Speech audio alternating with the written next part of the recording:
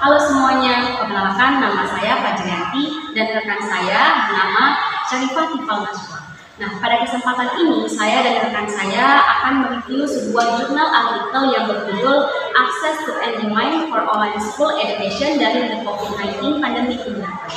Tulisan ini dipublikasikan pada International Journal of Educational Development dengan volume 96 nomor 10/2687 pada tanggal 5 Juli 2001. Artikel jurnal ini membahas mengenai akses dan permintaan pendidikan sekolah online selama pandemi COVID-19 di Jepang. Nah, teman-teman, penelitian ini dilakukan oleh Hideo Akabayashi, Shinpei Taguchi, dan Deka Zividinkova. Nah, teman-teman, International Journal of Educational Development merupakan jurnal internasional yang bereputasi yang merupakan jurnal yang menempati kuartil tertinggi pada bidang sosial sains. International Journal of Educational Development menempati kuartil 1 yang artinya International Journal of Educational Development ini merupakan jurnal terbaik di bidangnya.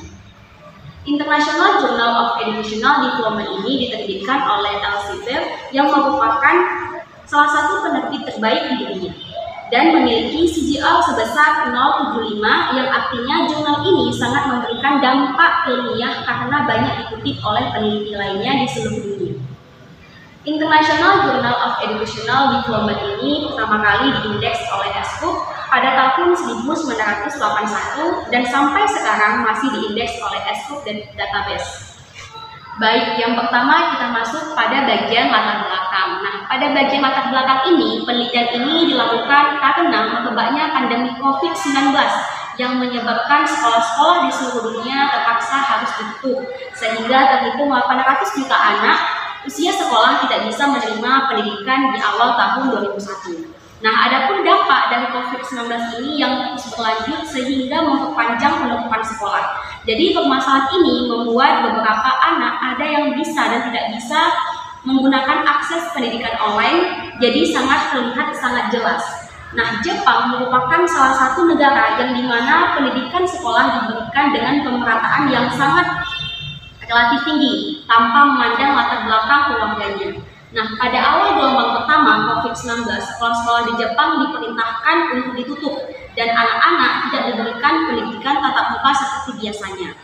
Terdata hal itu hanya 5% anak-anak yang bersekolah di Jepang yang memiliki akses pendidikan online aktif selama periode penutupan sekolah. Nah, sebelum masa pandemi terjadi, Jepang itu merupakan salah satu negara yang menempati peringkat terendah dalam penggunaan komputer untuk tugas sekolah dibandingkan dengan sekolah-sekolah yang ada di negara maju lainnya. Nah, menariknya, keterlibatan dari penelitian ini menjadi 2 kali lipat lebih penting karena yang pertama, hal ini merupakan studi pertama yang mengkaji dampak pandemi COVID-19 terhadap praktik pendidikan dari Jepang. Dan yang kedua, mengambil perspektif yang lebih luas dari penelitian sebelumnya. Dengan menggunakan data dari Survei Perwakilan Nasional, penelitian secara bersamaan menganalisis pengalaman aktual anak-anak dari preferensi orang tua terhadap pendidikan online. Dan juga peneliti merangkum bagaimanakah mereka berbeda-beda berdasarkan latar belakang sosial ekonomi. Hal ini dikarenakan dengan adanya preferensi orang tua yang berpotensi mempengaruhi akses anak-anak ke pembelajaran online melalui dukungan pembelajaran di rumah dan pembelian layanan pendidikan di luar sekolah maupun perangkat yang menggunakan internet yang sesuai. Nah, peneliti juga memperluas analisisnya tentang preferensi orang tua terkhusus latar belakang keluarga untuk memeriksa juga bagaimanakah peran pekerjaan dan perubahan gaya kerjanya. Nah, 2 faktor ini sangat mempengaruhi dukungan belajar anak sehari-hari, terutama ketika permasalahan anak-anak yang tiba-tiba dipaksa untuk belajar. Pada bagian latar belakang artikel ini membuat salah satu sebab dari permasalahan terjadinya penyebaran COVID-19 yang sangat berdampak pada pendidikan di Jepang. Nah, karena banyak sekolah yang harus ditutup sehingga menghambat pendidikan tatap muka seperti biasanya. Hal ini terdapat pada data yang telah ditemukan oleh peneliti, yaitu pada Kamis 27 Februari 2020 atas pemerintahan di Jepang meminta seluruh sekolah SD, SMP maupun SMA untuk ditutup mulai Senin 2 Maret pada 2020 hingga awal tahun ajaran baru pada 1 April 2020.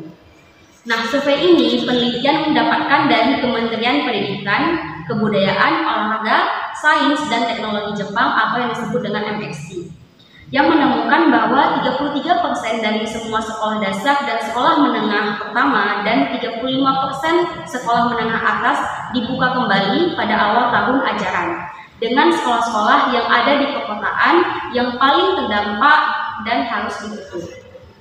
Dari permasalahan ini pasti sudah sangat terlihat jelas letak permasalahan, sehingga artikel ini sangat menarik untuk kita bahas. Yang mana dengan adanya artikel ini akan menjadi suatu sumber informasi atau referensi untuk artikel-artikel selanjutnya tentang dampak dari wabah penyebaran COVID-19 serta peranan pembelajaran yang berbasis online terhadap pendidikan yang ada di kota maupun yang ada di pedesaan, yang tidak hanya untuk negara Jepang saja, melainkan untuk semua negara yang terkena dampak dari virus tersebut. Selanjutnya kita masuk pada tujuan penelitian. Nah, dalam artikel ini, peneliti berkontribusi pada literatur saat itu dengan mengevaluasi akses pendidikan online anak-anak selama masa pandemi serta dampak dari COVID-19 terhadap akses tersebut. Dan juga peneliti mendokumentasi faktor penentu dukungan orang tua terhadap pendidikan online di sekolah Jepang. Dengan menggunakan data perwakilan nasional, secara khusus peneliti memiliki tujuan untuk menjawab beberapa pertanyaan yang menjadi rumusan masalah, yaitu yang pertama, untuk mengetahui anak-anak yang memiliki akses ke pendidikan online di sekolah dan di luar sekolah selama pandemi di Jepang berdasarkan latar belakang keluarga mereka. Dan yang kedua, untuk mengetahui apa dampak dari penyebaran COVID-19 terhadap akses anak-anak ke pendidikan daring. Yang ketiga, untuk mengetahui bagaimanakah preferensi orang tua siswa terhadap pendidikan online di sekolah selama pandemi yang dikaitkan dengan latar belakang keluarga dan gaya kerja orang tua. Nah, untuk menjawab pertanyaan tersebut, peneliti menggunakan data survei dari pemerintah yang dikumpulkan di dua titik yang berbeda pada selama pandemi, yaitu yang ada di rumah tangga yang sama pada Mei 2020, kemudian setelah penutupan sekolah berakhir, dan setengah tahun kemudian pada Desember 2020, dan juga selama gelombang ketiga. Selanjutnya kita masuk pada studi teoritis. Nah, dalam penelitian ini terdapat studi teoritis yang mana peneliti melakukan penjelasan terkait variabel-variabel yang penting yang harus digarisbawahi dan harus dibahas. Nah, yaitu ada dua subjudulnya. Yang pertama, akses ke pendidikan online. Yang kedua, permintaan orang tua untuk pendidikan online. Nah, dari kedua subjudul tersebut dibahas dengan mengambil rujukan dari artikel ataupun hasil penelitian yang mendukung terhadap penelitian yang sedang dilakukan oleh si peneliti. Nah, rujukan yang dikutip oleh peneliti ini juga sebagian besar mengacu pada jurnal internasional yang merupakan terbitan terbaru.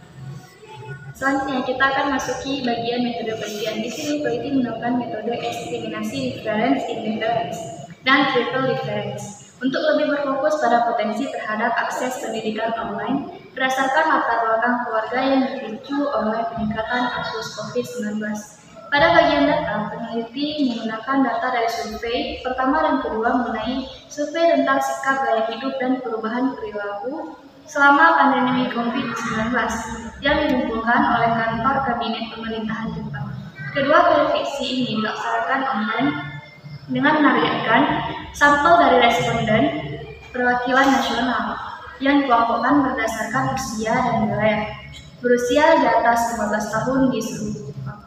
Peneliti juga melakukan kuesioner survei pada bulan Mei dan bulan Desember dengan menanyakan tentang jenis pendidikan online yang dialami anak usia sekolah termuda di sekolah dan juga di luar sekolah. Peneliti juga membuat variabel komposit pendidikan online di sekolah dan juga di luar sekolah yang menunjukkan peneliti mungkin bisa menerapkan analisis yang lebih detail. Pada bagian analisis, yang pertama, peneliti memeriksa perbedaan akses ke pendidikan online. Peneliti menggunakan ukuran 30 hari yang sesuai dengan periode yang ditayangkan pada kuesioner pada bulan Desember. Untuk menganalisis preferensi orang tua, peneliti beralih ke 7 hari kemudian, yang dianggap peneliti lebih relevan dengan pandangan pribadi. Nah, selanjutnya kita akan masuk pada hasil dan pembahasan. Pada bagian ini, peneliti memberikan jawaban dari pertanyaan mengapa penelitian ini dilakukan. Peneliti memaparkan 3 hasil dari penelitian, yaitu yang pertama, akses anak-anak ke pendidikan online. Pada bagian akses anak-anak ke pendidikan online, peneliti menjelaskan perbedaan akses ke pendidikan online berdasarkan jenis sekolah yang dihadiri perwakilan keluarga yang berdasarkan persamaan. Peneliti kemudian menyimpulkan hasil yang terdapat pada bulan Mei yang menunjukkan bahwa anak-anak dari rumah tangga yang berpendapatan tinggi dan anak-anak dari orang tua yang merespon dengan pendidikan pasca sekolah menengah itu memiliki kemungkinan yang lebih tinggi untuk mendapatkan pendidikan daring di luar sekolah selama gelombang pertama pandemi sebesar 60%. Kecenderungan yang sama diamati juga pada bulan Desember yang menunjukkan koefisien yang signifikan dan positif pada ketiga variabel. Rumah tangga berpendapatan tinggi, orang tua residen dan yang berpendidikan tinggi, dan sekolah swasta ini membuktikan secara kolektif bahwa ada hubungan yang jelas antara latar belakang keluarga anak-anak dan kemungkinan mereka menerima pendidikan daring di luar sekolah, dan bahwa ada kesengajaan akses ke pendidikan daring di luar sekolah meningkat selama masa pandemi. Yang kedua itu ada heterogenis dampak COVID-19 pada pendidikan daring.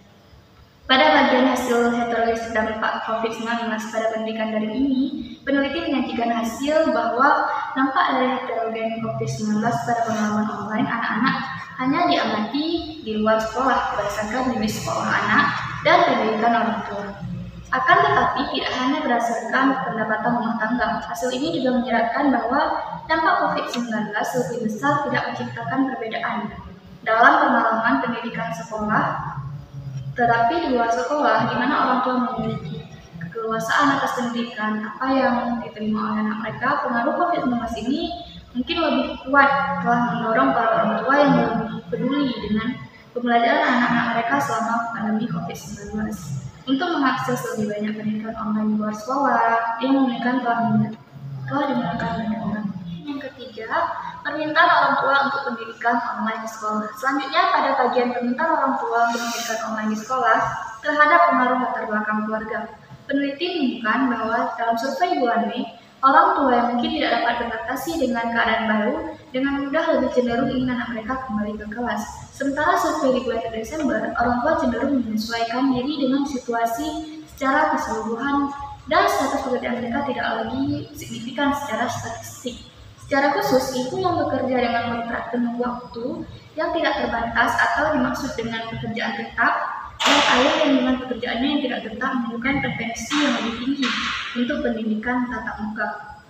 Dalam survei di bulan Mei, selain kemungkinan perbedaan konten kerjaan antara jenis kontrak kerja, ibu-ibu di luar kontrak biasa mungkin lebih memilih jenis pekerjaan ini karena tingkat fleksibilitasnya yang mereka berikan. Sebaliknya, ayah yang lebih cenderung menjadi pencari nafkah menghadapi keamanan kerja dan penghasilan yang lebih rendah dalam pekerjaan non-reguler daripada karyawan tetap, yang mungkin mempersulit untuk mendukung anaknya belajar di rumah.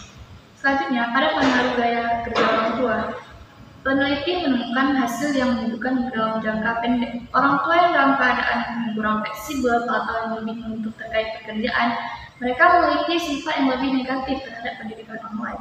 Sedangkan dalam jangka panjang, perbedaan berdasarkan jenis pekerjaan atau perubahan gaya kerja itu menghilang. Yang keenam, di sini ada bagian kesimpulan. Kesimpulan ini, pada hasil wawancara dan hasil survei dalam penelitian ini telah menjawab pertanyaan penelitian yang terbagi dalam 3 tipologi. Yang pertama itu, anak-anak memiliki akses ke pendidikan online sekolah dan di luar sekolah selama pandemi di Jepang berdasarkan latar keluarga mereka. Yang kedua itu dampak dari penyebaran COVID-19 terhadap anak-anak, akses anak-anak ke pendidikan daring. Sementara yang ketiga itu ada preferensi orang tua terhadap pendidikan online di sekolah selama pandemi yang dikaitkan dengan latar belakang keluarga dan daya kerja orang tua.